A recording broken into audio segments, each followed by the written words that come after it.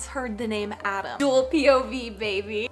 It had a very icky plot line. He is forced to discover empathy. I keep thinking of plot holes and then I'm like, oh, who cares? Because Warner. Hello guys, and welcome back to my channel. One thing about me is that I love a long series, and I especially love a long fantasy series. I also have insane FOMO, so when the internet is fangirling over something and I haven't read it, I'm gonna buy it. Let me tell you, the internet loves a man named Aaron Warner. I'm on Aaron Warner TikTok. It's always like, I hate all blonde men except him, and I just need to know who he is. I do remember reading some type of insane asylum core book in high school, and it very well could have been this one, and I remember not liking it, but as I've been rereading this, I'm not sure if it is the same. How many insane asylum books are there? Last week, in preparation for this video, I got Shatter Me on my Kindle from the Libby app, and I read 100 pages to see if I even liked it before I bought the whole set. After 2 chapters, I was like, should I DNF this? Because the writing is so full of metaphors and similes, and also very much lacking in punctuation. But I kept going, and then I really got used to it. I started to not mind it at all. I'm trying to find a good sentence to show how the writing is. Oh, this is a good one. I am a raindrop. My parents emptied their pockets of me and left me to evaporate on a concrete slab. I'm gonna try to read the whole series in a week. I have all the audiobooks on Libby. It's so easy to binge, and I just want to see if I can do it. Oh, I also wanted to say I read This Woven Kingdom last year by Tahereh Mafi, same author. That's one of my favorite series to come out of the year, so that's one of my big motivators also. If you are like me and have not yet read this, this is a dystopian world, and our main character Juliet is locked up when the book starts because her touch is lethal and it kills people. There's a lot of crossed out words that show what she's really thinking. Oh, because she's like writing, it's supposed to represent that she's writing in her journal in the insane asylum. Okay, skip to here if you don't want spoilers. I'm halfway through book 1, and Aaron Warner is an asshole. He's horrible. And this Adam guy who she knows from elementary school is the only one who can touch her, and nothing happens. Is he gonna die? I have no idea what's gonna happen. Is he somehow gonna be horrible? Because right now, he's great and Warner's horrible, but I still like Warner better. Okay, Operation Read is a go. Finally giving myself permission to finish this. I will be back when I have an update.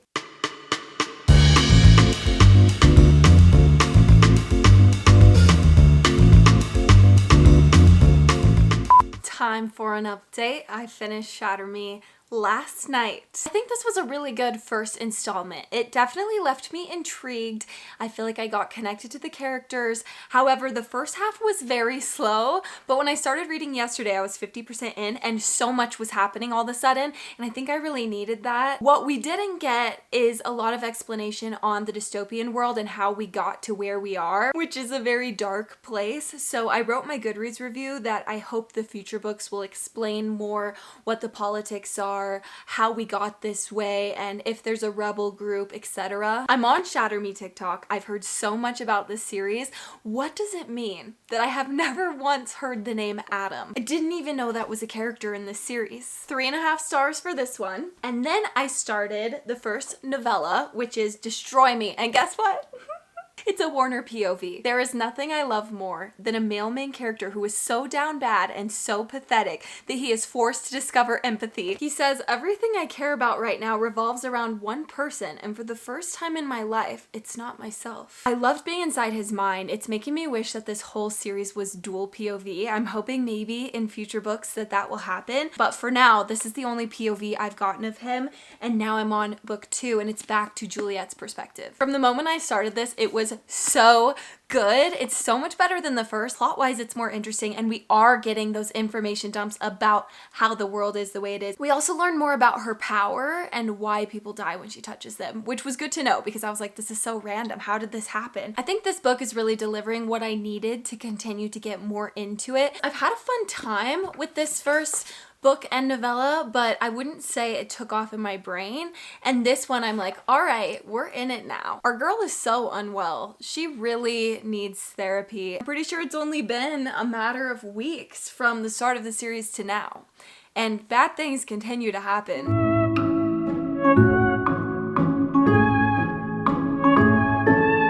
I feel like middle Middle school me would have just thought this was the highest literacy level possible. It would have blown my mind. Listen to this. Sometimes I worry about glue. No one ever stops to ask glue how it's holding up, if it's tired of sticking things together, or worried about falling apart, or wondering how it will pay its bills next week. Damn, so true.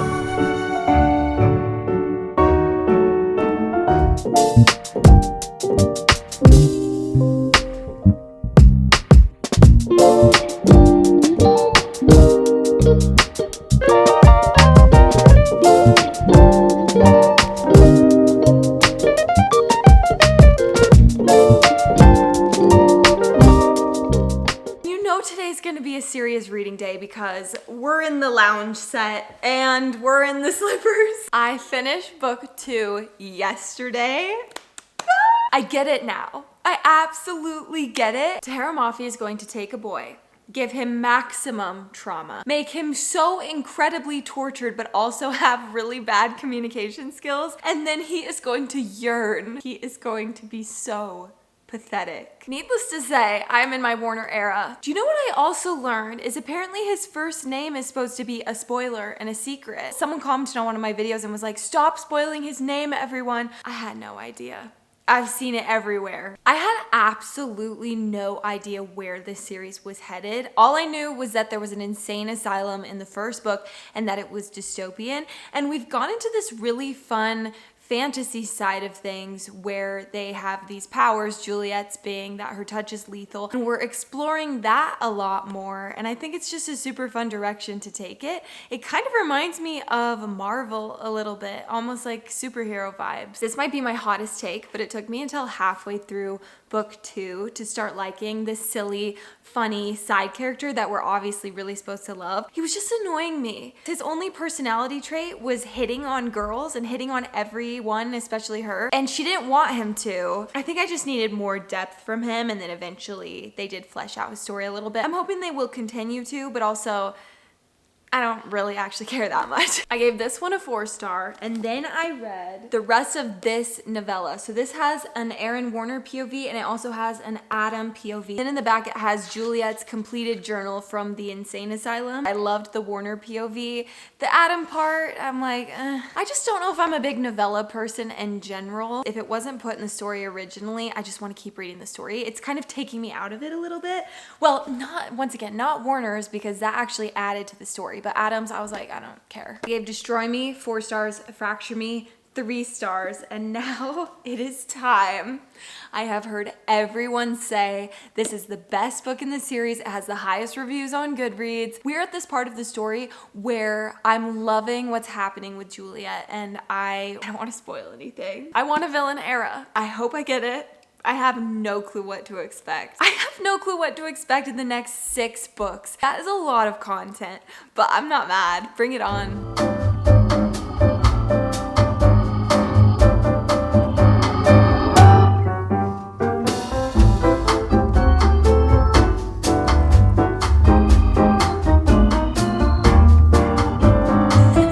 Dystopian and the world's going to crap, and yet he has a soft spot for clothes and a huge closet. Because why not? Why not give the tortured, sad boy a love of clothes?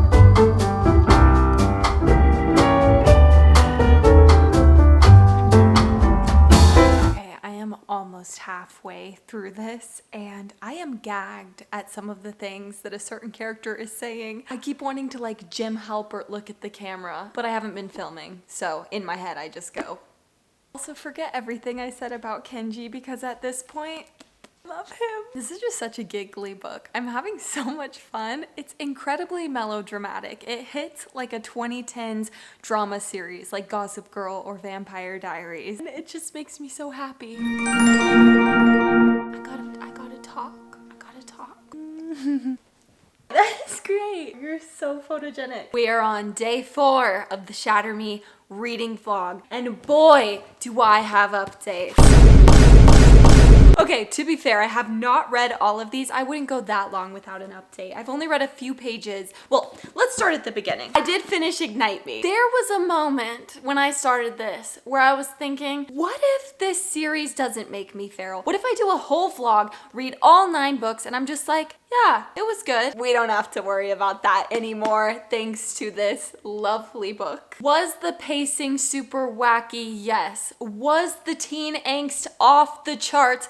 Yes. Did I give it 5 stars? Absolutely I did. If this was the last book in the Shatter Me series, I wouldn't have given it 5 stars. I feel like there were a lot of loose ends. Not everything was tied up and I had a lot of questions, but I didn't care because I knew there was still 3 more novellas and 3 more full books. The romantic tension and yearning was at an all-time high, and I love when a YA book has that. It is so delicious. So yeah, that was a 5-star, and then I went immediately into Restore Me. Bless the fans who had to wait 4 years. I don't know how they did it, but immediately there were so many plot holes that got addressed. So I loved the first half of this book. There was a lot of political talk, which I love that in a fantasy book. I want to dive into the issues of the fantasy world. I want to see the characters disagreeing. I want there to be secrets and political intrigue. However, I feel a little bit baited by this book because the first half really did dive into some cool concepts and then it dissolved into so much teen angst, which it was fine. It was, you know, I like that. But I did feel a little bit robbed, and then the ending was kind of rushed where it was like, oh, and anyway, back to this. So we gave this one a 4-star. It was fun. I read it in a day. Now we are basically caught up. I started this novella. I'm supposed to read the first half of it. So 75 pages. I'm on page 20. Oh my gosh, I've forgotten to talk about the new POVs we've gotten.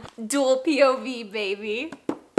This is all I've ever wanted. I needed to be in this tragically tortured boy's mind. Not only that, but we get a Kenji novella. I actually have no idea what the second half of this novella is or who it is. I'm just along for the ride. We will find out as we go. Defy Me is book 5, if you're not counting the novellas. And we have just gone a whole new direction that I think is going to be super, super fun. It is so funny to me that we have Tahereh Mafi's other series, which is very whimsical, fairy tale, high fantasy. We have dragons, we have monarchs, and then there's this murder core, superhero power core. It's the range. I have until Friday to read novella, book, last novella. All right, we'll be back with more updates soon. I cannot believe it, guys, but we are nearing the end of this video. I finished Defy Me and then I finished these novellas. They were both Kenji POVs, by the way. You know, I've really learned that I love this series as long as I relinquish all expectations and control over the world building and the plot. I keep thinking of plot holes and then I'm like, oh, who cares? Because Warner loves her and Warner exists, so nothing else matters. The first half of this honestly made me feel so annoyed. There was like a lot that happened that I just thought, why? Of all the directions we could have gone, why are we going here? However, the second half of her books hit so much harder than the first half. By the time I finished this, I was like, la la la, I'm so happy. There was a point where I was gonna give this 3 stars because I was fed up. And then by the end, I was like, is it a 5-star? But no, I give it 4.5. At some point, I stopped trying to make it make sense and I just went along for the ride. It was like a crazy roller coaster of chaos. So 4.5 stars. Then I just read both of these novellas in one go. I was supposed to read half of it before book 4 and half of it after book 4, but I couldn't be bothered. I didn't love the first novella in this because it was basically just reliving a situation we had already been through and it was with the exact same POV, so I didn't really see what the point was. But the second novella, which is Reveal Me, I gave it 5 stars. It was one of the first books in this entire series that I thought had a really good balance of plot and crazy emotions. Now all I have left are these 2, and I'm 40% into the last full book. Honestly, just like the rest of the books, the first 40% has been one day or one really drawn out few hours, and I just know the entire ending of the series is going to be so rushed, and it's hard to believe that we can even get an ending to this because we've had so many fake endings in this series, and like right after the fake ending, everything goes to shit once again. This whole series is just one singular long-winded long-winded narrative with absolutely no breaks and like not a lot makes sense. We'll just have to see how this ends. I'm so curious to see how she's gonna wrap it all up, but at least we have this lovely, beautiful, sparkly edition to read last. This is my favorite cover of all of them because she's stunning. She's bejeweled. In my perfect world, I read both of these today. I don't know if that's gonna happen, but we are very much on track to finish within a week. This has been the craziest way to start 2025. I also need to clear my name and say I am so sorry and so wrong for ever not liking Kenji Kishimoto. He is one of the hearts and souls of this series. You know, book one Kenji, he was a silly guy. But this novella Kenji, he had me aching and hurting. He contains multitudes.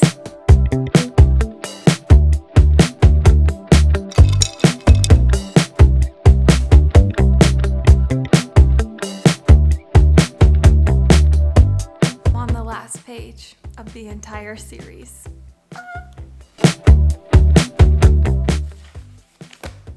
Done. Oh my gosh, I can't believe it's over. I have so many thoughts, starting with the fact that the last book in this series I thought was the absolute worst. If we're sticking with the 2010s supernatural teen TV show metaphor, book one is season 1, season 2, season 3, season 4. Like any good show, season 1 is going to be finding its footing. 2 and 3, absolute best.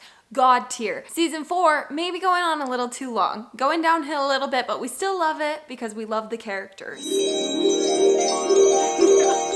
The reason I didn't like this book is because it had a very icky plot line that I thought was so weird and unnecessary. There was a lot of pressure on this one to perfectly summarize an extremely chaotic series where so much happened, but a lot of it didn't make sense. How can you summarize something that has honestly a lot of plot holes? We were also absolutely robbed of a Warner POV, and though I love Juliet and Kenji, why would we get that for multiple books and then have it stripped away? I definitely enjoyed the book less when I was not inside of his head because he's the best character. I think to make up for it, she made this whole novella a Warner POV, but as sparkly and fun as it is, this was also just kind of like a downhill slope for me. If this is the final season, this is the kind of crappy reunion show that you're super excited for, and then it's just straight vibes and doesn't give you the same feelings, but you're still gonna watch it. I could absolutely feel the 2010s influence throughout this series. It was like having a time machine back to when I was a preteen. There was so much focus on the pettiest and most dramatic little moments. And there was also weirdly a lot of focus on